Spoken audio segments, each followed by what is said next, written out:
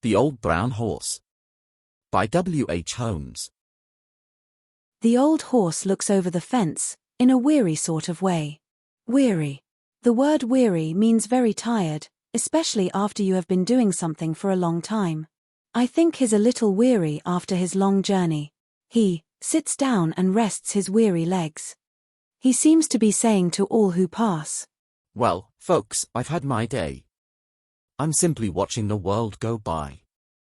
And nobody seems to mind, as they are dashing past in their motor cars. A horse who is lame and half-blind. The old brown horse has a shaggy coat. But once he was young and trim, and he used to trot through the woods and lanes with the man who was fond of him. But his master rides in a motor car, and it makes him feel quite sad when he thinks of the days that used to be, and of all the times they had. Sometimes a friendly soul will stop near the fence, where the tired old head rests wearily on the topmost bar, and a friendly word is said. Then the old brown horse gives a little sigh, as he feels the kindly touch of a hand on his manner or his shaggy coat, and he doesn't mind so much.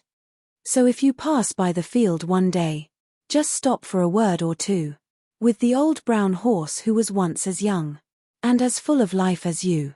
He'll love the touch of your soft young hand, and I know he'll seem to say, Oh, thank you, friend, for the kindly thought. For a horse who has had his day. Had my day. To be much less popular than before.